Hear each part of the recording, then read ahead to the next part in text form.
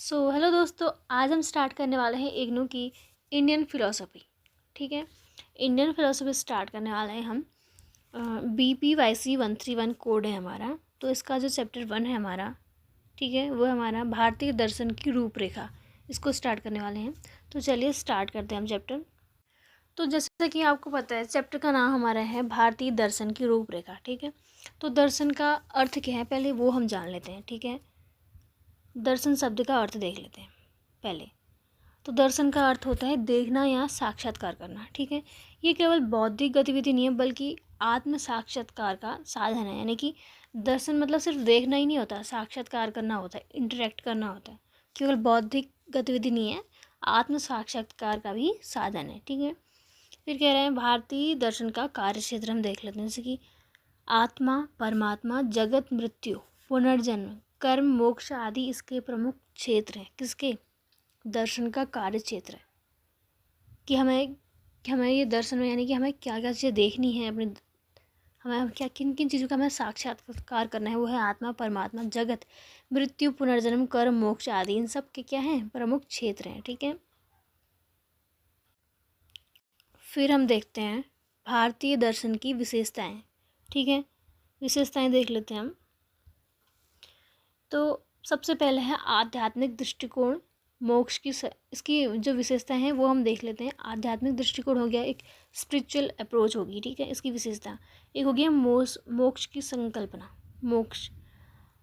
फिर है जीवन के 4 पुरुषार्थ, हम सभी जानते हैं, धर्म, अर्थ, काम, मोक्ष, और अनुभव की महत्व। ये क्या है? हमारी दर्शन की, भारतीय दर्शन की विशेषताएं हैं ये। आध्यात्मिक दृष्टिकोण आप सभी जानते हैं, मोक्ष हम सब जानते हैं। मोक्ष क्या होता है?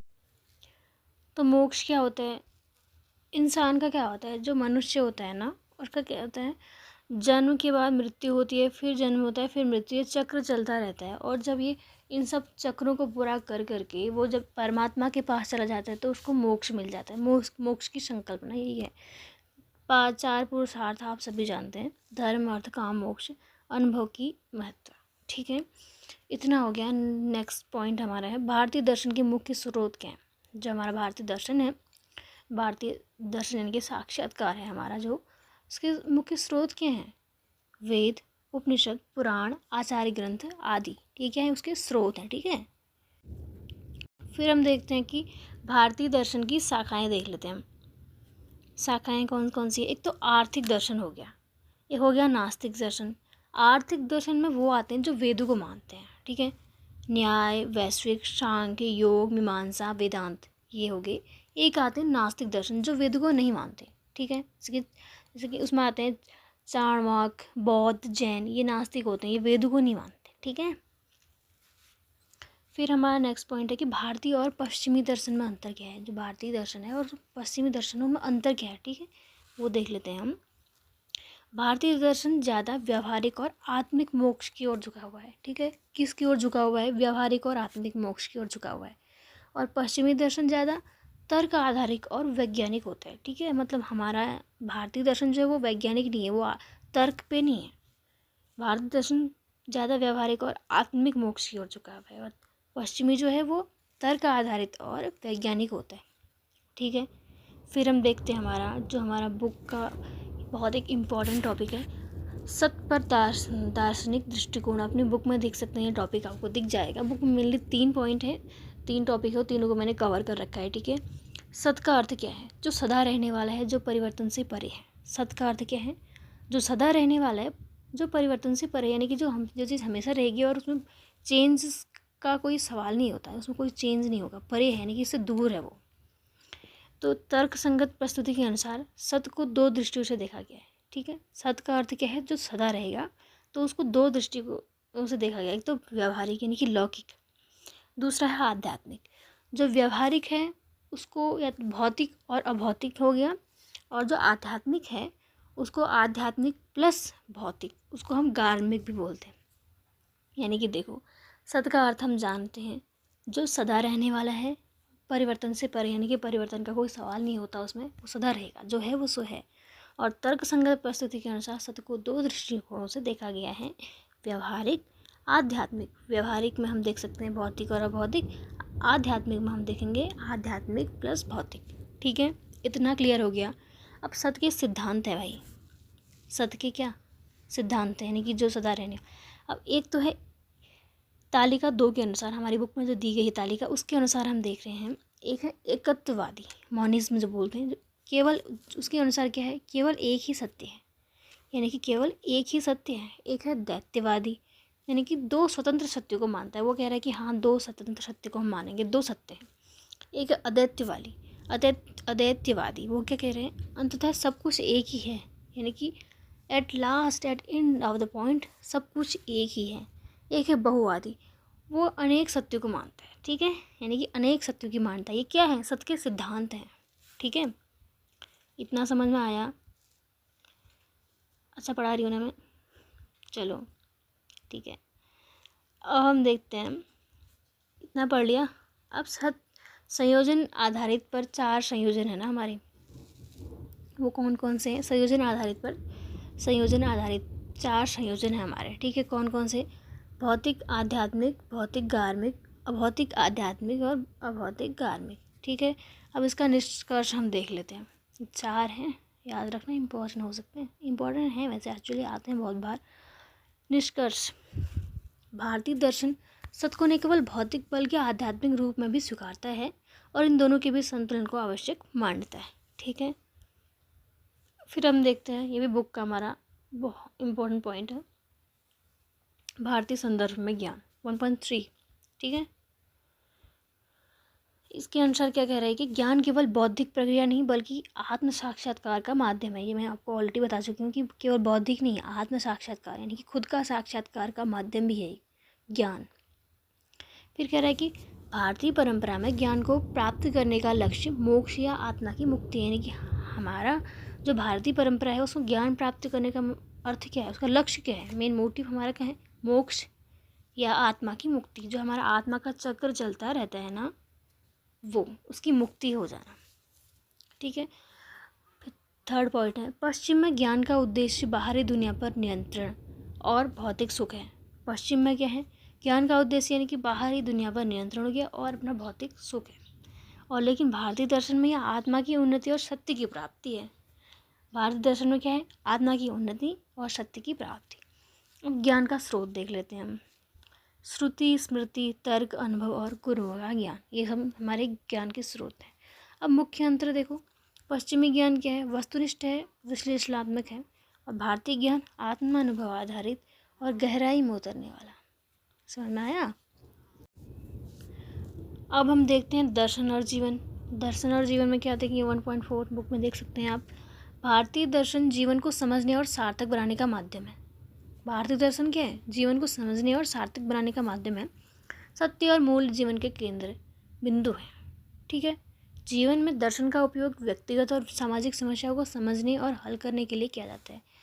किसके लिए किया जाता है दर्शन का उपयोग? व्यक्तिगत और सामाजिक समस्याओं को समझने और हल करने के लिए, ठीक है, जो भी व्यक्तिगत और सामाजिक समस्याएं होंगी। और क्या, भारतीय दृष्टिकोण में जीवन दुख और सुख का संग्राम नहीं बल्कि एक नैतिक यात्रा है। भारतीय दृष्टिकोण के अंदर यानी कि जीवन में जो सुख है और दुख है, ये कोई संग्राम नहीं है, ये एक नैतिक यात्रा है। ये यात्रा है और इसमें ये चीज़ें आती रहती हैं, इसका अर्थ ये है। अब प्रमुख बिंदु देख लेते हैं हम इसके, ठीक है। दर्शन का उद्देश्य केवल बौद्धिक ज्ञान नहीं बल्कि जीवन का मार्गदर्शन है, ठीक है। बहुत डीप है ये, बहुत डीप लाइन है कि दर्शन का उद्देश्य केवल बौद्धिक ज्ञान नहीं है कि हमें सिर्फ और सिर्फ बौद्धिक ज्ञान मिल गया, एक जीवन का मार्गदर्शन है हमारा। भौतिक और आध्यात्मिक जीवन के बीच संतुलन साधना ही दर्शन का उद्देश्य है। भौतिक और आध्यात्मिक जीवन के बीच संतुलन साधना ही दर्शन का उद्देश्य है। नैतिक मूल्य, कर्तव्य, धर्म और अहिंसा जैसे विचार जीवन का हिस्सा है। ये सब क्या है, सिर्फ सब जीवन का हिस्सा है। कर्तव्य, धर्म, अहिंसा सब जीवन का हिस्सा है, ठीक है। अब पढ़ाऊँ मैं आपको नेक्स्ट टॉपिक, प्रमुख बिंदु इतना पढ़ा लिया। अब इसके निष्कर्ष देख लेते हैं हम, ठीक है। जब भी जितना भी हमने पढ़ लिया है आज, उसका निष्कर्ष देख लो कि क्या है ये। यूनिट 1 में क्या है, ये स्पष्ट करता है कि भारतीय दर्शन केवल विचारों का संग्रह नहीं बल्कि व्यावहारिक जीवन का मार्गदर्शन है। सत्य की खोज, ज्ञान की व्याख्या और जीवन के लिए नैतिक मार्गदर्शन, इन तीनों के द्वारा यह संपूर्ण जीवन को दिशा देने का कार्य करता है। फिर देखो, इम्पॉर्टेंट है, भारतीय दर्शन की विशेषताएं किस हिसाब से हैं ये अवधारणात्मक दृष्टि से। अब इसके मुख्य बिंदु हम देख लेते हैं। भारतीय दर्शन का उद्देश्य केवल ज्ञान प्राप्ति नहीं बल्कि मोक्ष प्राप्त करना है। सिर्फ और सिर्फ ज्ञान नहीं, मोक्ष। यह अनुभव आधारित होता है, केवल तर्क पर आधारित नहीं होता। तर्क पर आधारित कौन सा होता है? पश्चिमी। याद आया? अभी पढ़ा है ना मैंने आपको।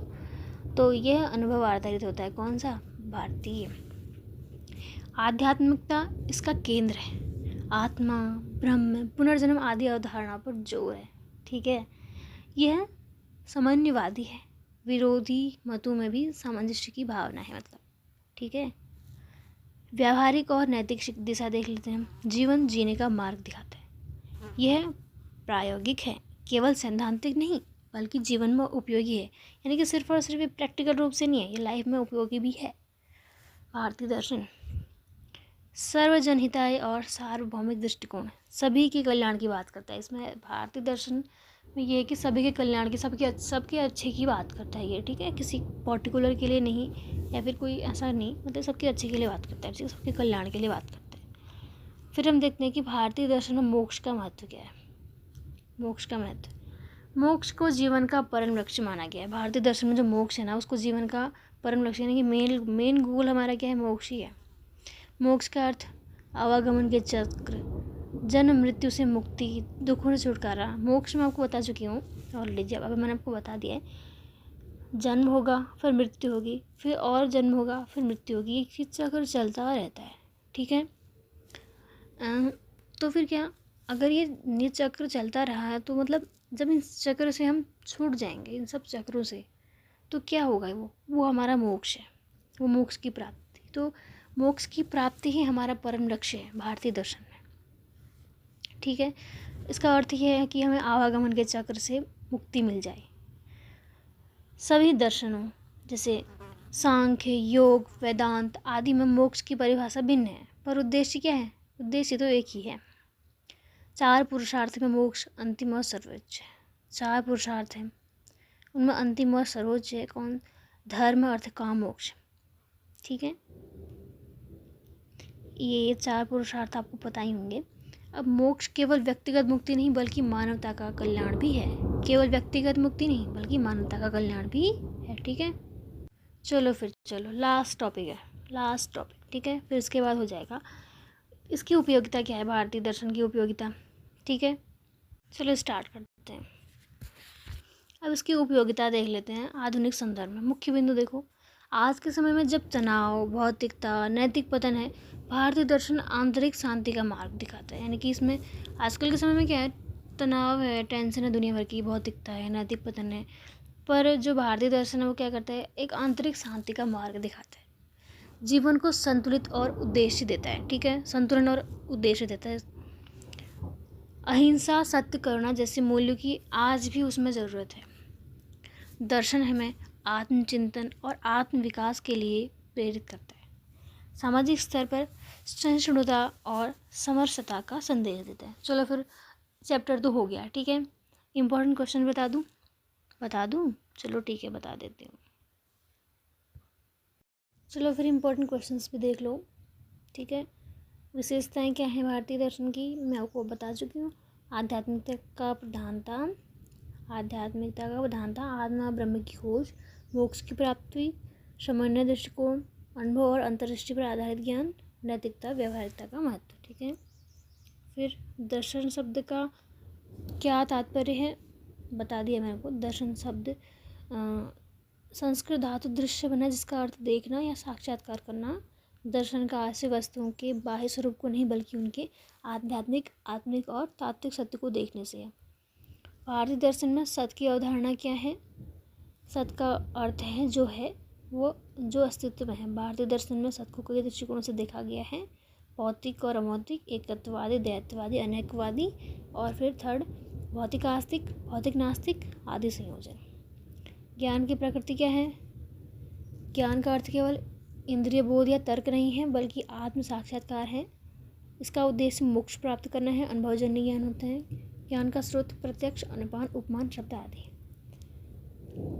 क्या अंतर है ऑलरेडी बता चुकी। चलिए क्वेश्चंस में आपको बस दिखा देती हूँ, आप उनको पढ़ लेना। ठीक है। सारे टॉपिक्स में ही हैं जो मैंने बता दिए हैं, वही है।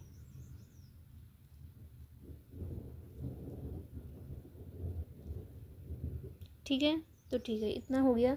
कोई क्वेश्चंस है तो कमेंट करो, और यूनिट फर्स्ट का जो सेकंड चैप्टर है ना वो भी जल्दी आ जाएगा, ठीक है।